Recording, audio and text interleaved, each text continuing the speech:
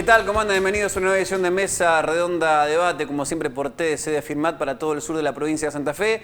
Mariano Carrera, es un placer, como siempre. ¿Cómo le va, Mauro Dalmazo? ¿Cómo anda? Ahí estábamos viendo recién la presentación, vamos a ver si en este 2021 la podemos actualizar. ¿Qué le parece? Sí, pues yo estaba con pelo largo. Usted dice que yo estaba más delgado, no sé porque estoy tratando de ponerme en forma, me va a llevar muchos meses, pero... Depende de qué forma, ¿vio? Pero bueno, vamos a hacer el intento. Yo estaba con el pelo largo en ese momento. Pasaron algunas cositas de comienzo. Eso fue comienzo 2019, creo que grabamos esa presentación a esta parte pandemia de por medio, ¿no? Y cambiaron algunas cosas en la provincia de Santa Fe, en la República Argentina. Después cada uno hará su lectura, si para bien o para mal, dejando de lado la pandemia, que es un tema que nos sigue ocupando en esta semana marcada por algo que para muchos, o que siempre fue normal y ahora pasó a ser algo atípico porque los niños de las escuelas volvieron a clases presenciales en lo que tiene que ver con el fin de la primaria y también el fin de curso de las secundarias, quinto y sexto año según qué escuela, para poder cerrar el ciclo, ¿no? y seguir estudiando, avanzando la secundaria o avanzando quien quiera una carrera universitaria o terciaria, y es un punto para destacar en el marco de una discusión paritarias que se da entre provincia y los gremios docentes, UDA, SADOP, AMET y también ANSAFE, pero lo importante es que está la paritaria nacional y que la paritaria nacional va a marcar un piso y por debajo de ese piso no se puede negociar. Ninguna provincia, ningún gobernador, ningún ministro de Educación ni ministra puede negociar por debajo del piso que marque la paritaria nacional. Y esas paritarias nacionales se habían eliminado en el gobierno anterior de Mauricio Macri y hubo gremios con peso, como ANSAFE en la provincia de Santa Fe, que lograron acuerdos medianamente potables, y hubo lugares donde no tenían peso, como Misiones, y estuvieron lejísimos de empatarle a la inflación, estuvieron por debajo de la mitad de lo que viera la inflación año tras año. Así que, independientemente de las idas, de las vueltas, y las distintas miradas que hay entre los gremios y el gobernador Omar Perotti, que pagó con cifras en negro el año pasado, no le va a quedar otra que tener que pagar por encima de la paritaria nacional, tanto a Perotti como cualquier gobernador de las provincias de la República Argentina. Y una cosa que me parece importante, Mauro, poder plantear también en este contexto es, porque es algo que se viene charlando, que se ha impuesto en la agenda, que es que abran las escuelas, que los pibes estén en las escuelas. Ese fue el pedido. Ahora, la pregunta que no tiene que faltar, que necesariamente tenemos que hacernos es, ¿qué escuela queremos? Porque cuando seguramente empiece un momento de tensión entre los gremios y los gobiernos en las próximas semanas, porque ojalá me equivoque en el vaticinio y esto que esté diciendo sea una soncera, pero seguramente va a haber un momento de tensión y de discusión salarial, inclusive aventurando con alguna posible medida de fuerza, empieza a cuestionarse el planteo de los docentes, empieza a hacerse siempre un análisis parcial de la situación. Lo mismo que se hizo hasta el momento, porque lo que uno escuchó es que vuelva a la escuela, que vuelva a la presencialidad, pero lo que nunca terminamos de poder profundizar, o se profundiza a medias, o la sociedad pide que vuelva a la escuela, pero no se habla, no se profundiza, no se plantea qué escuela queremos. ¿Cómo queremos a esas escuelas? ¿Cómo queremos a los trabajadores de la educación? ¿Qué pretendemos de eso? Porque siempre es como que se analiza la cáscara, pero nunca vamos al fondo de la cuestión. Siempre me parece que termina siendo un debate bastante superficial. De hecho, hubo dirigentes políticos que fueron, ¿cómo diríamos? No diría crítico, diría... como que le quitaron validez, importancia a la escuela pública, y después contradictoriamente estaban pidiendo que esas escuelas públicas estén funcionando. Entonces, digo, acá me parece que hay que sincerarnos todos, y fundamentalmente, obviamente, la clase política, y decir, bueno, ¿qué escuela queremos? ¿Cuándo vamos a debatir, a discutir qué escuela queremos? Porque eso termina siendo una tarea en muchos casos dantesca, en muchos casos... heroica de los docentes adentro de las escuelas de poder sostener, de poder garantizar una mejor educación con estados un poco más presentes, con estados un poco más ausentes, no es lo mismo, que se esté o que no se esté, no es lo mismo, pero digo, el debate de fondo no llega nunca, siempre vamos a la superficie, a lo playito, y ahí nos quedamos. Me parece que si hay algo que hay que aprender de este tiempo de pandemia es eso, empezar a discutir en serio la salud pública, empezar a discutir en serio la educación pública. Creo que en Argentina tenemos muchos avances si podemos compararnos con el resto del mundo en lo que hace a educación, pero siempre hay que ver lo que falta y trabajar para completar eso que falta. Y nos ponemos en marcha en cuanto a invitados. Benjamín Gianetti, presidente comunal de la localidad de Wilray, nos visita en la jornada de hoy. ¿Cómo estás? Gracias por venir. ¿Qué tal, Mauro, Mariano? ¿Todo bien? Bueno, ¿y cómo viene la gestión en un contexto donde históricamente los presidentes comunales de Wilray, de Teodolina, de Diego Alvear, siempre dijeron, nosotros como que estamos al límite de la provincia, que nos quedamos y siempre somos algo discriminados por el gobierno provincial?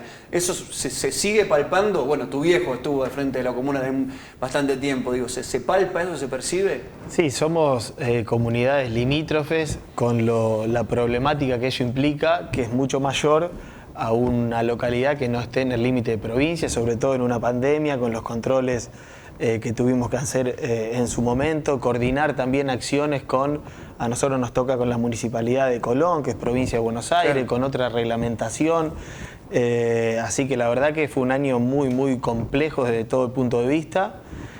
Por suerte pudimos sortear dentro de todo muy bien el año pasado la situación.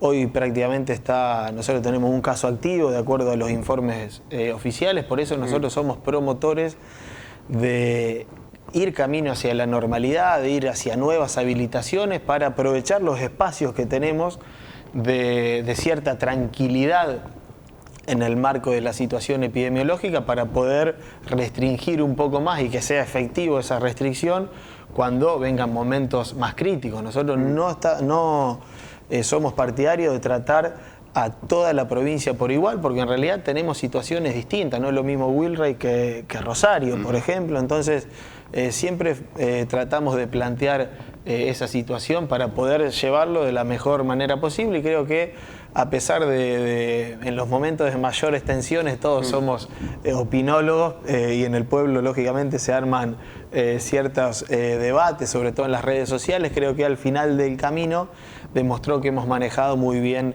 la pandemia. Y sí, nosotros nos sentimos en cierta medida discriminados, sobre todo en el reparto de recursos. Vemos cómo llegan quizás partidas a pueblos mucho más chicos que Wilray, mucha más partida que a Wilray, que estamos prácticamente al borde de ser ciudad, pero eso es el juego de la política, que creemos que no tiene que ser así, que de una buena vez tiene que cambiar, pero nosotros por suerte, gracias a tener una administración muy ordenada, muy transparente y muy prudente, logramos convertir que la comuna sea autosuficiente, como no pasaba en otra oportunidad. Por ejemplo, nosotros en estos últimos meses, a pesar de la caída de la recaudación y la pandemia, hemos comprado una camioneta, un camión, una aspiradora, una barredora que va instalada arriba del camión, hemos comprado 1 hectárea de campo para hacer un loteo, estamos arreglando las calles, todo esto con fondos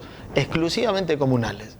Así que la verdad que eso es uno de los mayores logros de la gestión, no tener que depender de la voluntad o la discrecionalidad de un gobierno superior, tanto nacional o provincial. El otro día charlaba con Joaquín Polelli, presidente comunal de Teodolina, y hacíamos un poco de historia que en los últimos años se ha aprobado en la legislatura que pasan a ser ciudad pueblos que tenían 7.500, 8.000 y no mucho más que eso. Y Joaquín decía, nosotros Teodolina somos casi igual que Villa Ganías y tenemos la mitad de coparticipación. Y planteaba como objetivo esto, de ser ciudad, y ponía también el ejemplo de Wilray y del Hortondo también, ¿no? Exactamente, y ahora bueno, se empezó una ronda de debate respecto a la autonomía, no solo municipal, sino también comunal. Coincido con lo que decía mi amigo Joaquín, nosotros tenemos prácticamente los mismos servicios que en las ciudades más chicas, como en el caso de Villa Cañas, con un presupuesto que es a la mitad. Incluso en algunos lugares tenemos más servicios. Nosotros tenemos, y no pasa en otra comuna, un jardín maternal, es decir, la guardería, donde tenemos 10 o 15 empleados, donde le damos de comer y asistimos a 80 niños de entre 3 meses y 12 años, que eso Solo con fondos comunales. Tenemos un transporte escolar gratuito que es comunal, tenemos las ambulancias que son exclusivamente comunales, es decir, servicios que en otra ciudad no lo tiene y nosotros sí, a pesar de ser un pueblo. Entonces, creo que es el momento de rediscutir la organización jurídico-política de la provincia, porque en realidad los pueblos de muy poca cantidad de gente están muy bien, las ciudades están muy bien, y nosotros que estamos en el medio, que somos pueblos en crecimiento, con aspiraciones de ser ciudad, tenemos los presupuestos muy acotados que demandan del ingenio y de la prudencia y el control en los ingresos y en el gasto para no desbarrancar. La verdad que nos lleva un esfuerzo doble. Claro. En este marco, digo, lo que se plantea que ha ganado la agenda en las últimas semanas, a partir de algunos anuncios, digamos, alguna información que ha dado el Estado provincial con la autonomía de municipalidades, comunas, bueno, ¿cómo ves ese escenario y qué posibilidades pensás que puede haber para ustedes? Yo creo que fundamentalmente tenemos que discutir primero los ingresos, los recursos. O sea, claro, no hay autonomía funcional si no tenés autonomía presupuestaria. Claro. O sea, si no nos van a tirar, como pasa ahora, nos tiran por la cabeza porque hay una delegación sin precedentes de facultades que son propias del gobierno provincial, que ante el descuido o la falta de políticas activas en esas áreas son trasladadas y sin presupuesto a los gobiernos comunales. Estoy hablando de salud, estoy hablando de educación, estoy hablando de seguridad. Cuando digo que tenemos, por ejemplo, que comprar las baterías para los patrulleros, o tenemos que salir nosotros a pagar el ambulanciero de reemplazo de la ambulancia del sistema provincial 107, o tenés que cubrir otras cuestiones, es decir, ya hay una delegación de facultades, pero sin el presupuesto. Entonces creo que tenemos que empezar a discutir una nueva distribución de recursos y después sí discutir las funciones y la autonomía en sí, en concreto. Creo que tirar en la mesa de debate la autonomía sí porque sí es un poco irresponsable o un poco para correr el eje de la discusión de los temas que son que están en la realidad provincial. Entonces yo digo, soy partidario de la autonomía municipal, soy partidario de la ampliación de los mandatos de los presidentes comunales 2 a 4 años. Ahora, no me distraigan, discutamos los recursos y después todo lo otro viene solo. ¿Qué consideras que debe cambiar en cuanto a la distribución de recursos en relación al criterio, obviamente? Yo creo que no puede ser que las comunas de la envergadura que tiene Wilray, Teodelina o El Hortondo estén siempre complicada su situación financiera. De la única manera, como te decía, tenés que tener una administración muy, muy celosa y con un estricto control del gasto, como la tenemos nosotros, para poder tener un superávit. Hoy la comuna de Wilray, por suerte, y teniendo en cuenta de que veníamos de una situación de emergencia económica, logramos nivelar todos los números y tener hoy superávit. Pero eso no es común a lo largo y a lo ancho de la provincia. Creo que tenemos que empezar a discutir los coeficientes de coparticipación, la masa que se reparte en los impuestos provinciales, ya sea inmobiliario o patente, sin necesidad de incrementar esos impuestos. Que el 90%, un número interesante. Bueno, ahora se está discutiendo a lo mejor el 93% que vayan a los municipios de comuna. Bueno, pero empecemos a discutir en profundidad cada recurso, los hechos imponibles para que no haya doble imposición, porque la verdad que estamos con algunos tributos al borde de la inconstitucionalidad. Entonces, es el momento para poner todo en la mesa de discusión, con un debate sincero, prudente, racional, lógicamente. Pensás que, vos decís, es el momento, digo, hace tiempo ya que estos temas vienen sobrevolando la agenda política y después siempre terminan trabados, sobre todo pensando en alguna reforma que pueda beneficiar o perjudicar a tal o cual sector de la política. Por ejemplo, una de las trabas que siempre se menciona es la reelección del gobernador, ¿no? ¿Pensás que, digamos, teniendo en cuenta que hoy hay tiempo todavía para la próxima elección, puede avanzar esta discusión realmente para poder solucionar algunas cuestiones fundamentales? Porque vos estás hablando de algo que a veces en la agenda macro de la provincia parece poco significativo o no gana la tapa de los medios más importantes, pero en el día a día de una localidad o de proyectar un gobierno, tener 2 o 4 años de mandato no es lo mismo, y disponer de más o menos recursos tampoco es lo mismo. Digo, son cosas fundamentales para las pequeñas ciudades, para los pequeños pueblos. ¿Pensás que está el escenario para que de una vez se avance al respecto? Son fundamentales, como decís vos, para el desarrollo de las pequeñas localidades y no tener que depender de algún, como decía, algún subsidio, algún regalo por voluntad del gobierno de turno, cuando debería ser algo que sea genuino de cada localidad, y ahí radica la autonomía. Generalmente las reformas, los intentos de reforma siempre se han trabado, como decías, con el artículo de la reelección del gobernador. Creo que si vamos hacia un debate sincero, podríamos o se podría poner la cláusula de que el gobernador actual no participe, y ahí demostraría la verdadera voluntad reformista y adaptar la Constitución de la provincia de Santa Fe, que es del año 62, a la Constitución Nacional, que es del año 94. Nosotros hoy hay cualquier cantidad de institutos jurídicos en la provincia de Santa Fe que no tienen rango constitucional y que en la Nación sí. Entonces es necesario hoy adaptar la normativa provincial a la Constitución Nacional. Hubo un fallo de la Corte Suprema que obliga a la provincia de Santa Fe a hacer cumplir el artículo 123 de la Constitución Nacional, que habla de la autonomía municipal, pero bueno, no se tiene que mezclar con las cuestiones políticas, sino indudablemente va a estar trabada ahí de por vida la reforma de la Constitución. Lo que sí vemos hoy que por lo menos nosotros no confiamos en el gobierno provincial, porque cuando nos decían que que la oposición le vote o abra el debate de una ley de necesidad financiera o económica para encarar la pandemia, y con mucha buena voluntad la oposición del Frente Progresista le vota la ley, después no nos mandan los recursos.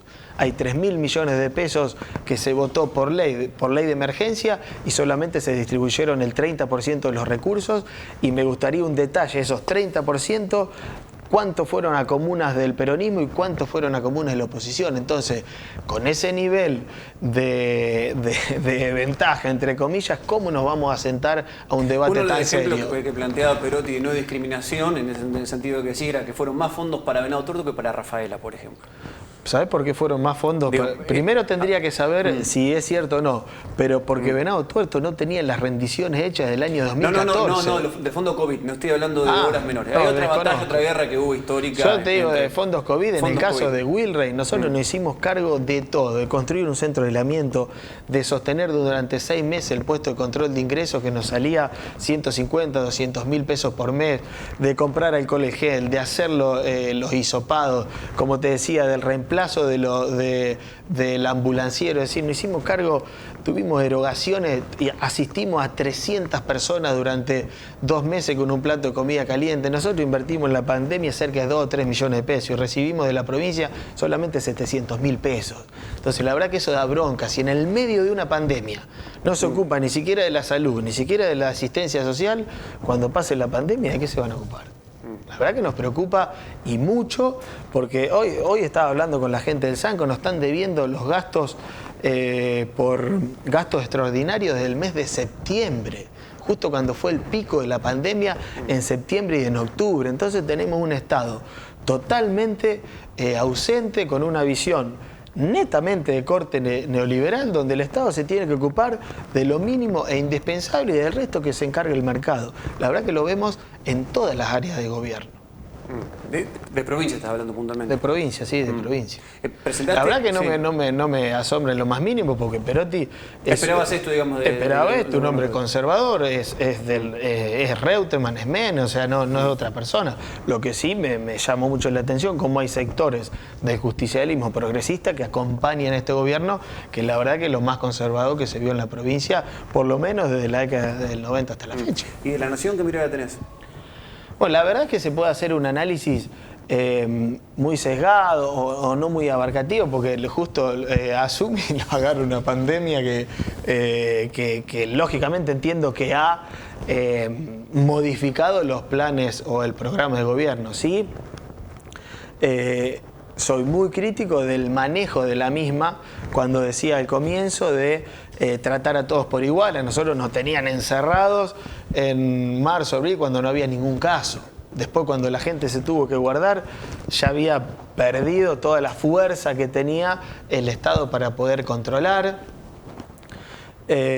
También en el manejo de la información. Creo que yo soy partidario, desde el inicio dije que estaba a favor de la vacunación porque estamos en una situación de emergencia. Ahora se ha manejado muy mal la información y ese mal manejo de la información genera desconfianza en la gente y eso en una situación de emergencia es muy grave. Entonces creo que han tenido errores que lo podrían haber evitado intentando o dejando de lado tratar de politizar o hacer política con una situación de emergencia. Benjamín, gracias por visitarnos.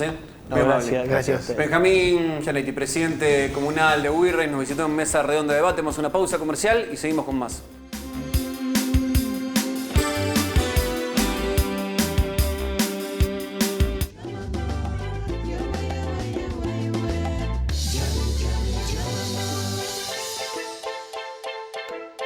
La basura es un tema de todos. De todos. De todos. De todos. De todos.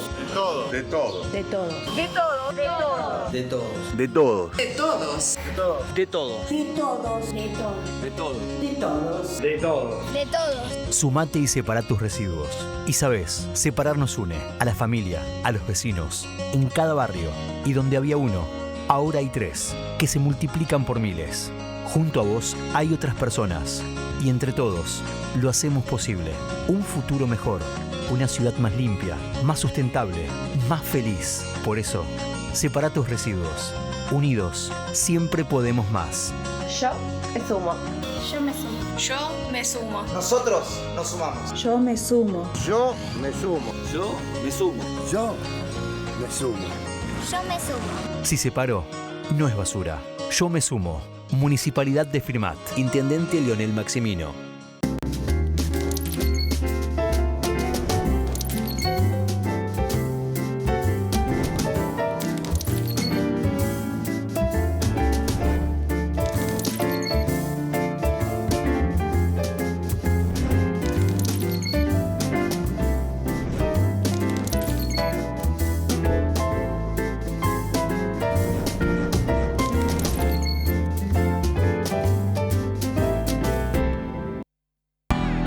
Cooperación Seguros, brindamos soluciones integrales para garantizar protección y seguridad a través de coberturas adaptables a cada necesidad. Seguros para personas, empresa y agro.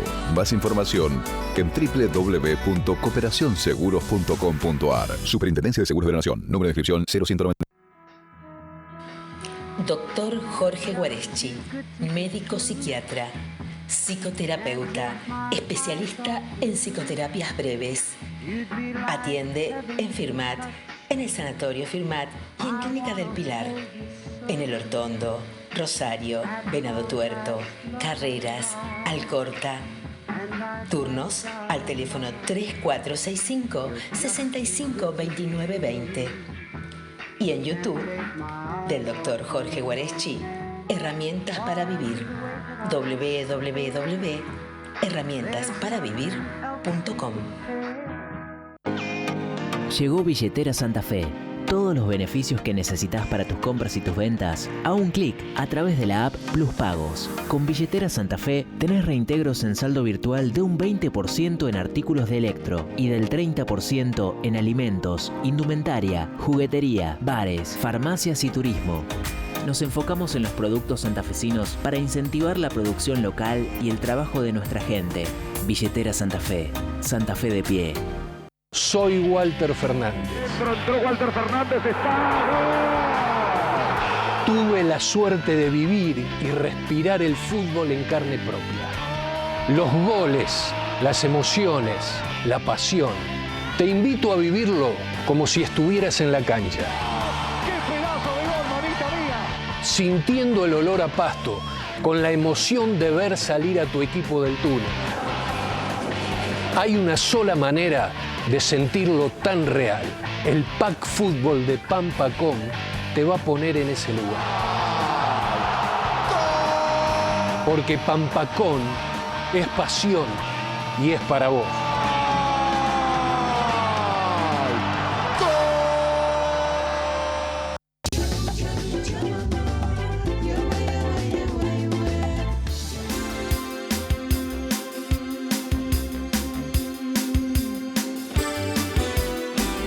Segundo bloque de Mesa Redonda de Debate y seguimos con más invitados, Mariano Carrera. Exactamente, vamos a recibir a un amigo, al señor Gustavo Battistoni, escritor, periodista, historiador, de todo. ¿Cómo le va? ¿Cómo anda? ¿Cómo le va? Bien, bien. Buenas tardes. Bueno, gracias por venir. No, un lujo estar con amigos. Y la razón de la convocatoria hoy es poder pensar, poder hacer un recorrido en base a tu conocimiento, a tu análisis, de lo que representó la figura de Carlos Menem para la política argentina y también para la política argentina hacia el exterior, digo, porque cuando uno piensa no solo es hacia adentro, sino también hacia afuera en todo lo que se generó en ese tiempo, en esa década, ¿no? Sí. Lo primero que me gustaría aclarar es que ¿qué se podría decir más de Menem? Y yo creo que sí, porque mi mirada va a ser una mirada generacional. O sea, yo tenía 18 años en 1983, cuando apareció la democracia, y Menem modificó una serie de reglas de los que veníamos soñando, pensando en la posibilidad de un país distinto. Esto para una primera aproximación, digamos, desde donde habla uno, y para que la gente vaya pensando y también se vaya ubicando históricamente y reflexionando a partir de este personaje que ha marcado la República Argentina en los últimos 30 años y en particular, podría decir, la mitad de mi vida, más de la mitad de mi vida. ¿Qué reglas modificó que mencionaste? Yo creo que, y después me gustaría profundizar antes, me gustaría hacer un análisis un poco del contexto internacional, yo creo que modificó una regla de una separación total de la política y la moral. O sea, un par que siempre anduvo disociado, que Maquiavelo analizó magistralmente, pero con el menemismo eso se rompió, o con la figura de Carlos Menem en particular, hubo una ruptura absoluta, a mi modesto entender. Porque el menemismo como expresión política tuvo un montón de manifestaciones en el mundo. O sea, los países, después de la caída del muro de Berlín, aplicaron políticas neoliberales en su mayoría. En América Latina pasó exactamente lo mismo. Una figura como Fernando Henrique Cardoso, que fue presidente de Brasil y que uno en la universidad había estudiado su teoría de la dependencia, se hizo neoliberal, así sin decir, sin abrir la boca, y aplicó una política de ajuste en Brasil muy dura, pero por ejemplo sin modificar algunas estructuras básicas que hacen a la planificación del país, como la cuestión del petróleo. Petrobras no fue privatizada. De alguna forma Menem, a partir de esto que te estoy diciendo, este cambio en los actores de la política mundial, tenemos que pensar que Cuba mismo tuvo que hacer un ajuste tremendo en la década del 90, China estaba en una serie de reformas pro mercado muy profundas en la década del 90, y Menem, con esa velocidad que tenía para entender ciertas situaciones, por lo menos las coyunturales, leyó con mucha agudeza lo que estaba pasando. Eso en el orden internacional, y que podría justificar de alguna forma lo que hizo Menem, porque las políticas neoliberales estaban aplicando en Estados Unidos a partir de Reagan, el thatcherismo en Inglaterra, Felipe González, que había dado una vuelta de ser un viejo izquierdista, así que hablaba del marxismo, a ser un socialista liberal, y al decir claramente que para él el marxismo no funcionaba cuando se lo llevaba a la práctica. En el caso argentino hay una serie de particulares, y tiene que ver con que Menem también aprovechó algo que un viejo maestro político mío, Jorge Nesplimbergo, decía: cuando hay hiperinflaciones en el mundo, las clases dominantes hacen lo que quieren con la sociedad. O sea, lo pudimos ver en Alemania, que la hiperinflación de la década del 20, de 1920, produjo ni más ni menos que el fenómeno de Hitler. En Bolivia, acá nomás, Páez Tensoro, que nacionalizó las minas en 1952, las privatizó en la década del 80, o sea, el mismo personaje. Es decir, cuando hay fenómenos de ruptura económica y la hiperinflación quizás sea, desde el punto de vista macroeconómico, lo que más hace padecer a los trabajadores, a los que perciben una renta fija, bueno, Menem aprovechó todo ese contexto para aplicar una política ultraliberal que, insisto, si él hubiera dicho en la campaña, hubiera sido un hombre de una tradición neoliberal, por ejemplo, Álvaro Carlos Alzogaray, por ejemplo, no hubiera tenido mayores consecuencias en esto que te digo, la división entre la ética y la política. Ahora bien, Menem, desde que fue gobernador, en el año 73, donde estaba ahí simpatizando con la juventud peronista, que tenía buenas relaciones con Angelelli, una víctima de la dictadura militar, se transforma desde esa visión que teníamos de un Facundo Quiroga revivido en el siglo XX, en un neoliberal absoluto con una dependencia total hacia los Estados Unidos. Eso nos costó, por ejemplo, 2 atentados tremendos que sufrió la República Argentina, de aquellos que habían negociado o le habían dado algún dinero, que ese es un capítulo que estará por verse el día que salgan las relaciones de Menem antes de la campaña de 1989 con Siria, con Irán. O sea que hasta hoy tenemos muy poca información, pero indudablemente algún tipo de vuelto se le pasó por los 2 atentados que sufrió Argentina, que fueron tremendos, que fueron devastadores. O sea, hay pocos países en el mundo que por la intromisión de Menem en la política del Medio Oriente, hay que recordar que la Argentina era un aliado extra-OTAN, que pasamos de enfrentar en 1982 a Inglaterra, a firmar el Tratado de Madrid y hacer una política seguidista basado en un concepto de un politólogo, el realismo periférico, de Carlos Escudé, que murió hace muy poco. Entonces este giro absoluto neoliberal, insisto, de alguien que yo conocí en el año 83, 84 en Vigán, me llevó mi padre, que era un viejo militante peronista, y lo vi con un poncho, lo vi con patillas, hablando de Facundo Quiroga, de Rosas, del nacionalismo cultural, y que hizo la campaña de esa manera, y así le pudo ganar a Antonio Cafiero la interna del peronismo. Cuando llega al poder, cambia totalmente. Y se ufanaba así, en forma casi despiadada hacia aquellos que habíamos puesto algún tipo de fe, de que si él decía lo que iba a hacer, nadie lo iba a votar. Y me parece que ese elemento, esa estafa moral, debe ser resaltada. Debe ser resaltada. Porque en general los políticos tienen un discurso en la oposición y otro cuando llegan al poder, porque hay ideas de oposición e ideas de poder. O sea, cuando uno llega al poder tiene un montón de restricciones. Ahora bien, dar vuelta completamente las ideas y negociar, porque negoció realmente con los sectores empresarios más concentrados del país, las aspiraciones de la base histórica del peronismo, que fueron los trabajadores, me parece sumamente grave y hay que recalcarlo, ¿no? Vos decías algo que me parece que son postales muy fuertes del menemismo y que a veces en esta mirada tan apresurada de la vida que tenemos y de los días, y uno entiende, la gente, cada uno está peleando por sus cosas, pensando en lo que va a hacer mañana, pero esto de los 2 atentados, la fábrica de armas de Río Tercero, que podemos tomarlo como un tercer atentado, inclusive la muerte de su propio hijo en un hecho que tiene un montón de sospechas y un montón también de datos que muestran que también hubo un atentado y cómo él lo vivió de una manera tan silenciosa durante tanto tiempo, nos ponen a las claras que realmente fue una situación, fue un momento muy, muy duro del país. Y también cuando uno empieza a repasar qué pasó con los pequeños productores, donde te dicen que desaparecieron más de 100.000.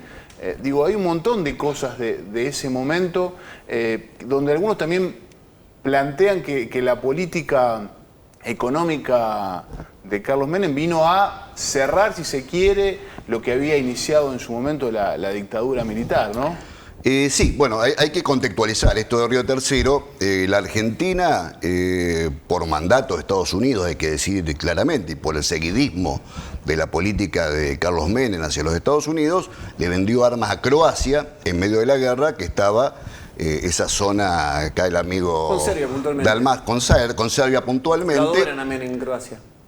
Y me imagino, porque sí, te digo más. Gracias a Menem te dicen revertimos la guerra. Bueno, Franco Tuđman, que fue el presidente de Croacia, que era un historiador muy criticado porque decía que no había habido campos de concentración de judíos en Croacia, fue el único presidente que vino en el año 95 a la asunción de Carlos Menem para agradecerle la actitud que tuvo Menem de mandarle armas a Croacia. O sea, rompiendo todas las reglas del derecho internacional, así como hizo lo mismo cuando la Argentina era garante desde 1942 de las relaciones entre Ecuador y Perú, mandándole armas a Perú por el mismo mandato de los Estados Unidos.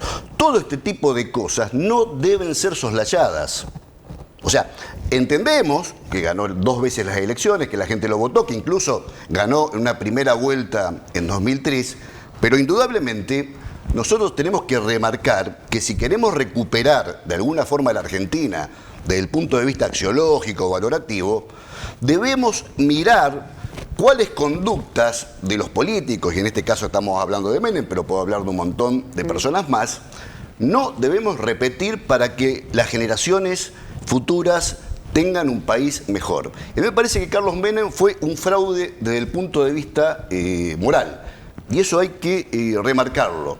Un fraude moral para mi generación porque además despolitizó absolutamente la República Argentina, convirtió la política en un espectáculo televisivo, donde se explicaba cómo iba a eliminar el 25% de desempleados en un minuto, así casi burlándose de todos nosotros, y bueno, todas esas actitudes farandulescas que tenía, que por ahí hasta cierto punto son tolerables, pero cuando ya se convierten en un modus operandi para hacer política, deben ser, me parece a mí, que desde el punto de vista que aquellos que queremos una sociedad transformada, puntualizadas. ¿Qué lectura tenés del contexto de 1995 cuando Menem fue reelecto, ¿no?, como presidente de la Nación? ¿Cuál es tu mirada sobre ese momento del país?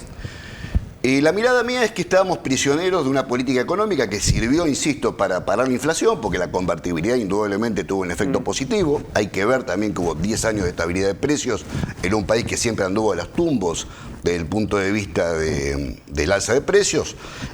En julio de 1989, Raúl Alfonsín tuvo 192% de inflación anual. Es decir, Menem lo bajó en 2 o 3 años a casi el 3 o el 4%, que fue una inflación internacional.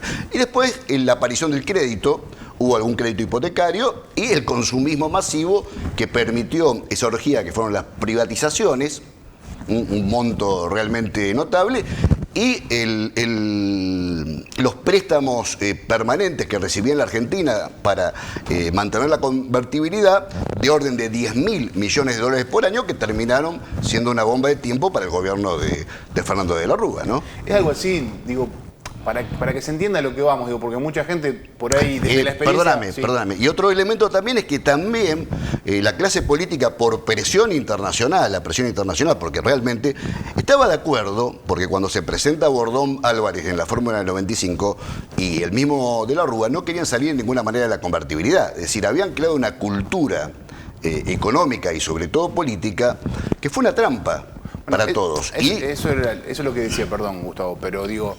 Porque probablemente desde la experiencia personal uno tiene que pensar en el que le está viendo y le va a decir al hijo, no, pero yo cuando estaba Menem pudimos ir de viaje a conocer Europa, pudimos sacar un crédito para comprar la casa, digo, son hechos concretos. Sí.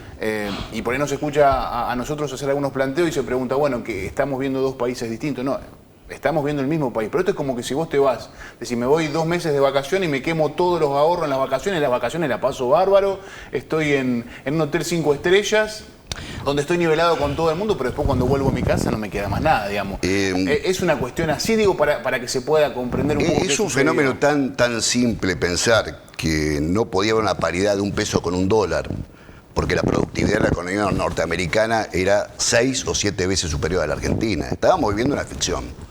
Nos hicieron vivir una ficción, insisto, en base a una primera etapa de privatizaciones, donde ahí hay que hacer un análisis de qué va a ocurrir ahora con la herencia de Carlos Menem.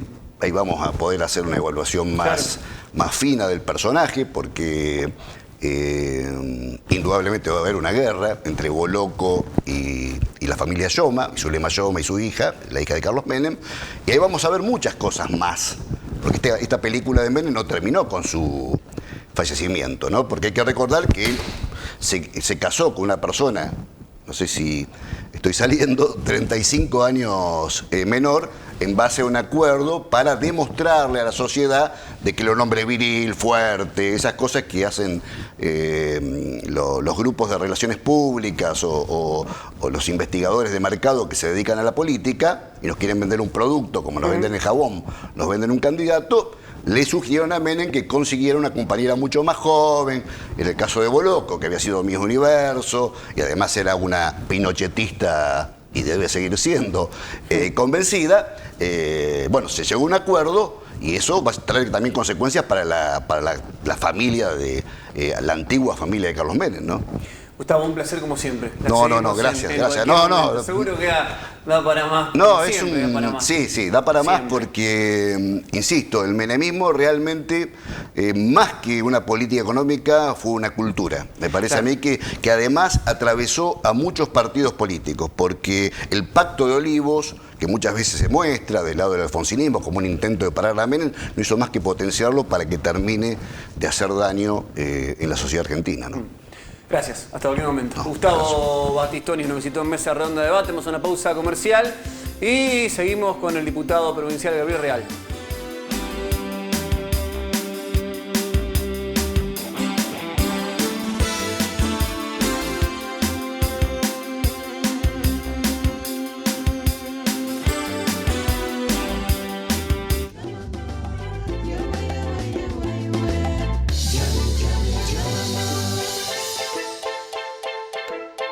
La basura es un tema de todos. De todos. De todos. De todos. De todos.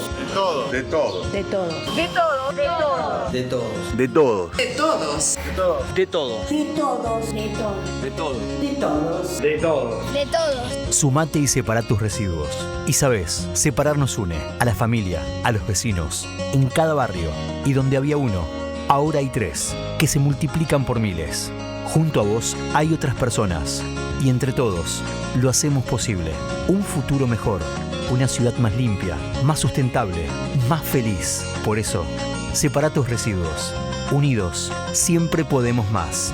Yo me sumo. Yo me sumo. Yo me sumo. Nosotros nos sumamos. Yo me sumo. Yo me sumo. Yo me sumo. Yo me sumo. Yo me sumo. Si separó, no es basura. Yo me sumo. Municipalidad de Firmat. Intendente Leonel Maximino.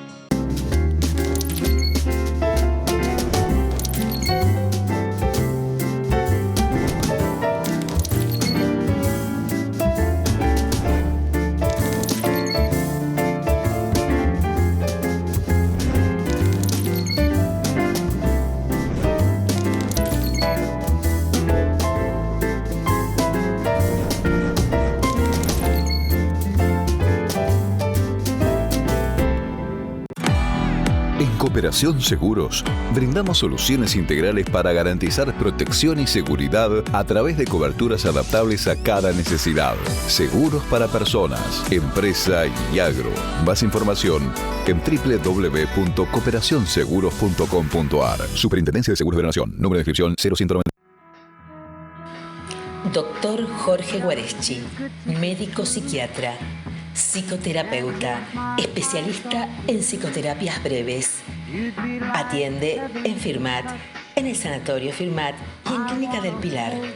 En El Hortondo, Rosario, Venado Tuerto, Carreras, Alcorta. Turnos al teléfono 3465-652920. Y en YouTube, del Dr. Jorge Guareschi, Herramientas para Vivir. www.herramientasparavivir.com. Llegó Billetera Santa Fe. Todos los beneficios que necesitas para tus compras y tus ventas a un clic a través de la app Plus Pagos. Con Billetera Santa Fe tenés reintegros en saldo virtual de un 20% en artículos de electro y del 30% en alimentos, indumentaria, juguetería, bares, farmacias y turismo. nos enfocamos en los productos santafesinos para incentivar la producción local y el trabajo de nuestra gente. Billetera Santa Fe. Santa Fe de pie.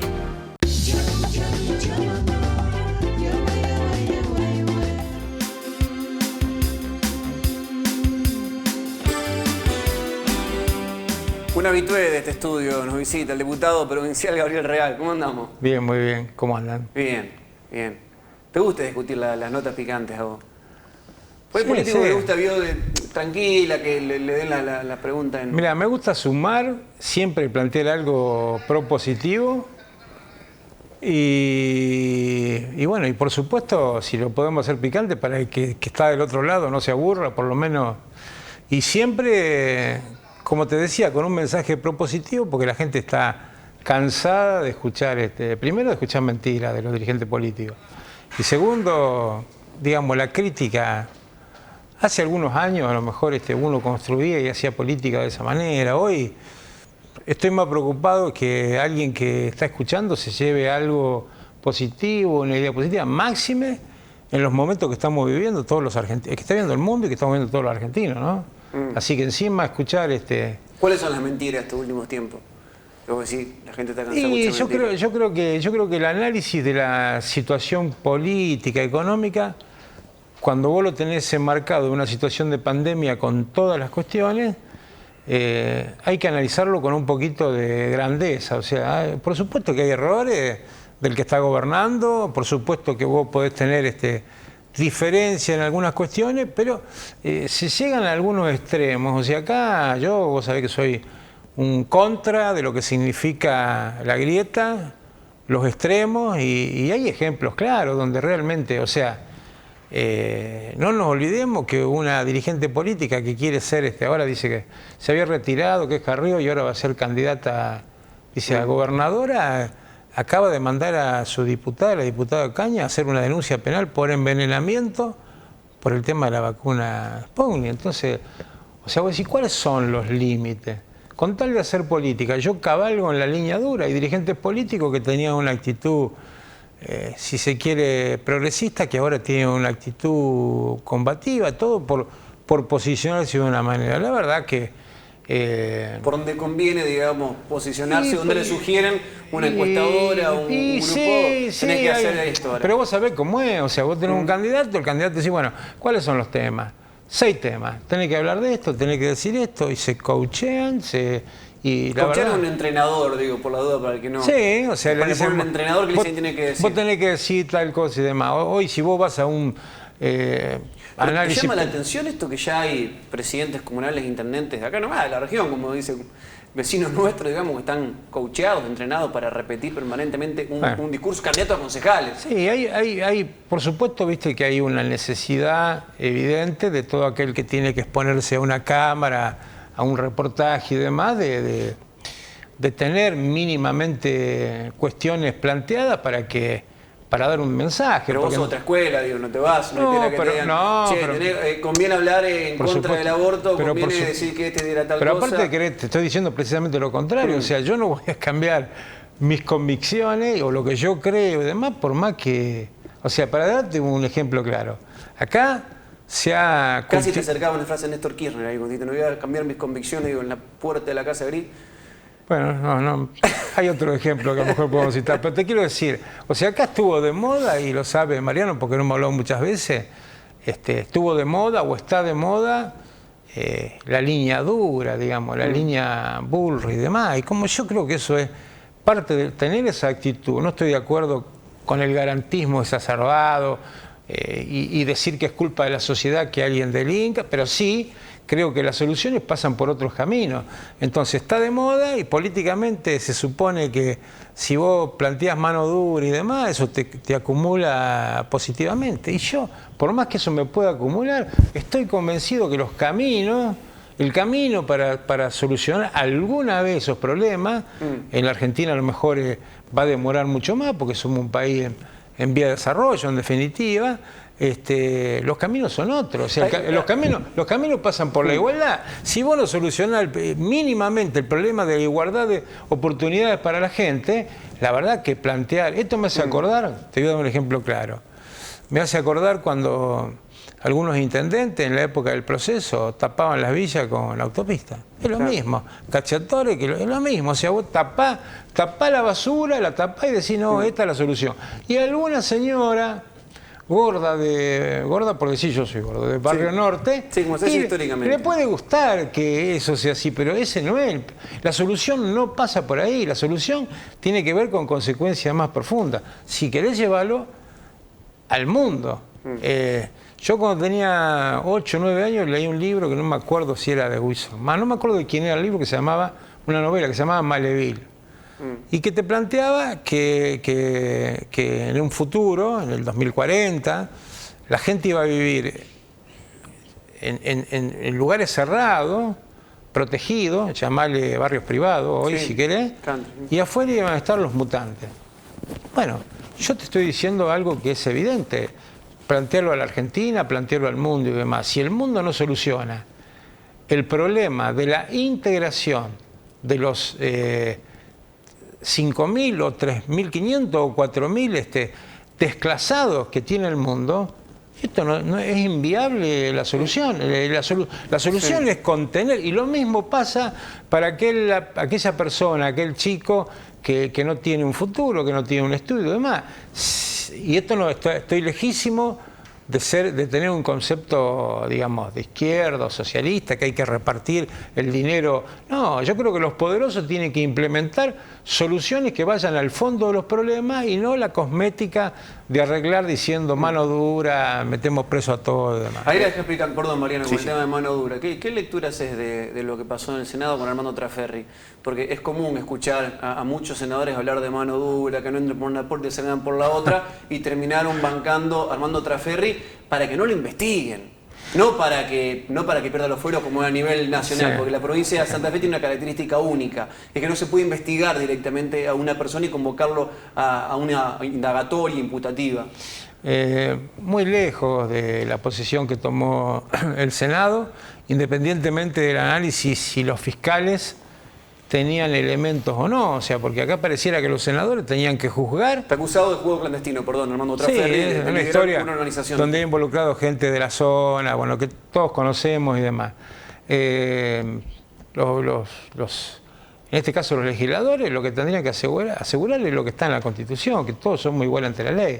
Así que si me hubiera tocado a mí o cualquiera, uno tiene que ponerse a disposición de la justicia. ¿Qué mejor? Digo, pensándolo desde el punto de vista de las personas, ¿qué mejor que se produzca la investigación y que sea claro que vos no tenés nada que ver? Yo lo lamento que eso no se ha avanzado, y si no creo en la justicia, y bueno, no puedo creer más nada. La justicia con un montón de errores, como tiene la política, pero el único camino es abrir las puertas e investigar. El mismo Senado, que por 9ª vez yo he logrado la media sanción de la Ley de Derecho a la Información Pública, donde, para que la gente lo entienda, lo que es público, y se terminó la cuestión. No hay oscurantismo, ni cuestiones que tienen que ser ocultadas, ni desde una licitación. Bueno, y es la misma que se resiste a producir los cambios. Yo creo que forma parte de una forma de conducción política, y donde evidentemente hay un enfrentamiento entre el gobernador, Omar Perotti, con algunos senadores por una distribución de poder. Lo que pasa es que, bueno, se pasa, como dijo hoy una periodista que estaba escuchando, cuando el ministro Saín le pone en un tuit a Hernán Lascano, que es un periodista excelente, que hace penal y demás, que no se pase de la raya porque el jefe le podría tirar la cuerda. O sea, ya estamos, ya traspasamos límites donde la verdad pareciera que se quiere cambiar el problema que realmente radica y que tiene la gente. Hoy vos si tenés que analizar, y que hablamos de coachar cuestiones y demás, vos tenés, obviamente, no quiero poner un orden, pero obviamente el regreso a las clases, que es una preocupación de todos. Te voy a dar un dato duro para los defensores del gobierno de Perotti, que yo todavía sigo sin juzgarlo totalmente, porque realmente ha habido una pandemia. Ahora sí, hay acciones políticas que se tienen que jugar. Tuvimos un año esperando, viviendo 11 meses con el tema de la pandemia. ¿No era una oportunidad para poner, sabiendo que esto iba a seguir, para poner todas las escuelas en condiciones? ¿Se puede hoy, a una semana de empezar, seguir diciendo que hay escuelas cuando no están en condiciones? Yo te digo cuál es el dato duro. A ver, que alguno lo rebata, grábenselo y se lo preguntan a todos los representantes de gobierno. Nosotros le aprobamos en el presupuesto, no en leyes extraordinarias, que le dimos fondos COVID, y infinidad de dinero y demás.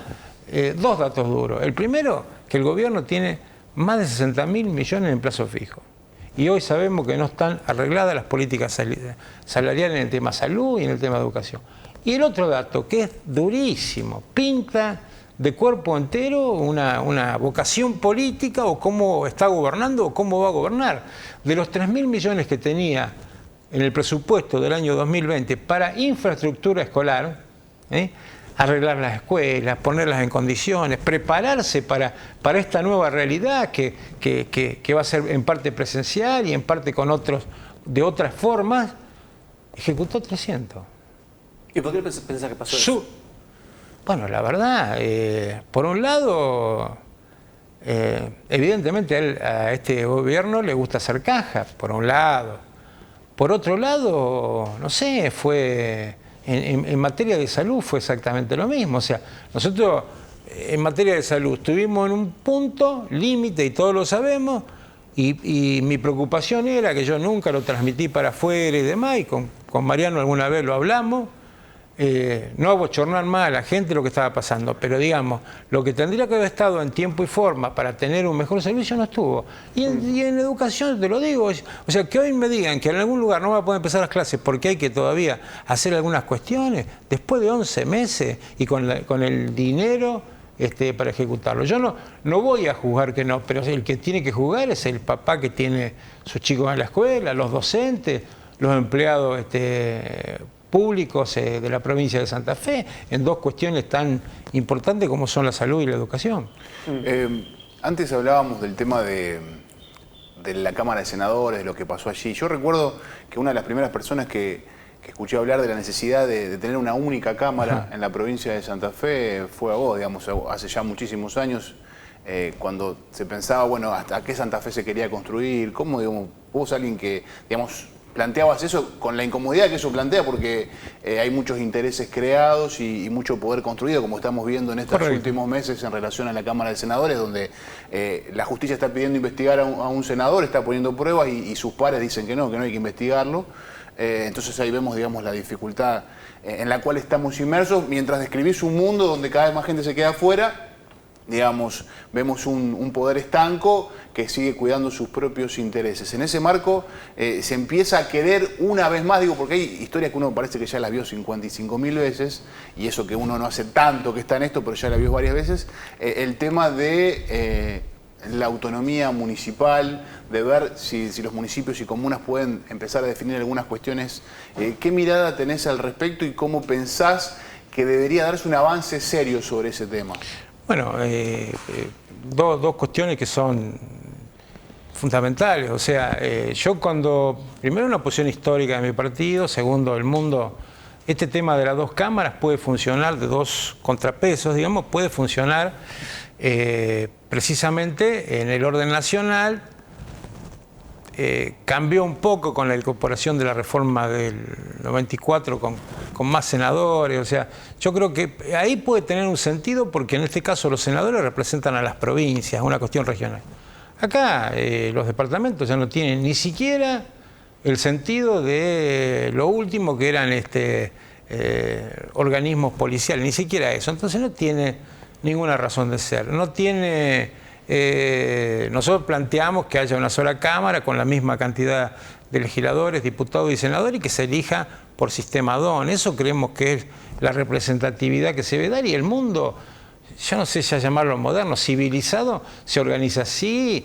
La autonomía no se discute en ningún lado, salvo en la República Argentina, que es una mentira, y en la provincia de Santa Fe, que ni siquiera hemos podido reformar la Constitución. Planteábamos el otro día, Gabriel, en relación a la autonomía, los sectores más pobres, con menos producción, las localidades del norte de la provincia. Hay 120 localidades en la provincia con menos de 1000 habitantes. Digo, ¿no va a potenciar las diferencias? ¿El que más tiene va a tener más y el que menos tiene va a tener menos? Bueno, precisamente esta forma de administrar tiene que ver con el concepto que yo te decía antes. O sea, en el concepto de la organización política, que es más que una ley, como quieren ahora, inventaron que con una ley pueden reformar la Constitución, pueden establecer la autonomía, está todo escrito en la Constitución eso. Con ese mismo criterio de que con una ley se puede hacer, se puede pedir la reelección y sacarla. ¿Por qué no se hizo hasta ahora? ¿Por qué Reutemann perdió 9-0 en la Corte? Porque está en la Constitución. Y ¿qué importancia tiene que está en la Constitución? Que estamos hablando de la norma madre que nos va a regir 40, 50, 60 años. Y una ley, una mayoría circunstancial la cambia por otra. Digo, el concepto que tiene que primar con una organización política en serio, pensando en la autonomía, pensando en la organización de las pequeñas localidades, del gobierno de proximidad. Esto así escribió y se recibió de abogado con esa tesis Lisandro de la Torre. Hace muchos años que lo plantea. El mundo lo llevó adelante, Argentina no, país centralista, las cajas son importantes, no lo llevó nunca adelante. Vos cuando tenés un concepto decís, bueno, ¿cómo es la organización económica, si se quiere, o política? Tenés un sur más desarrollado, tenés las grandes ciudades, y vos tenés un norte que necesita un apoyo. Entonces, de un total, yo te voy a hacer un escenario, un total de un 100%, vos tenés que plantear un 20%, un 25% para ese desarrollo. Entonces vos estás asegurando que esas pequeñas localidades puedan tener, con el concepto de solidaridad que tenemos que tener entre las distintas regiones, porque si no, no seríamos una provincia. La solidaridad que tenemos que prever la situación. Y después la autonomía tiene distintos grados. O sea, nosotros somos los que creemos en la autonomía plena. Cuando digo plena, ciudades de primera, ciudades de segunda, municipios y comunas, todas las comunas. Pero vos, por ejemplo, ¿cómo solucionó el problema Europa? Con regiones. Cuando una comunidad es muy chiquita, porque en Europa, en Italia, hay muchos pequeños pueblitos. Bueno, se asociaron entre 2 o 3. Yo creo que son todas las cuestiones que tenemos que discutir para el futuro, pero siempre teniendo en cuenta que son organizaciones políticas que tienen que quedar en el tiempo y tienen que ver con que haya un concepto de que el que más tiene que ayudar al que menos tiene. Gabriel, gracias por visitarnos como siempre. Bueno, muy amable. Gracias. Diputado provincial de Real, y llegamos al fin de la nueva edición de Mesa Redonda, Mariano. Bueno, ha sido un gusto, Mauro, compartir una edición más de este programa, siempre con la posibilidad de escuchar a los protagonistas, a los hacedores de la vida política, institucional, económica y social de la región, y después cada uno sacar sus propias conclusiones, pero siempre darnos la posibilidad, darnos la oportunidad de escuchar, de tratar de comprender algunas cosas y no sacar conclusiones así rápidamente, que después a veces nos hacen poder tener una mirada no tan próxima, no tan certera de lo que acontece. Gracias por estar como siempre del otro lado. Nos reencontramos dentro de una semana. Esto fue Mesa Redonda Debate.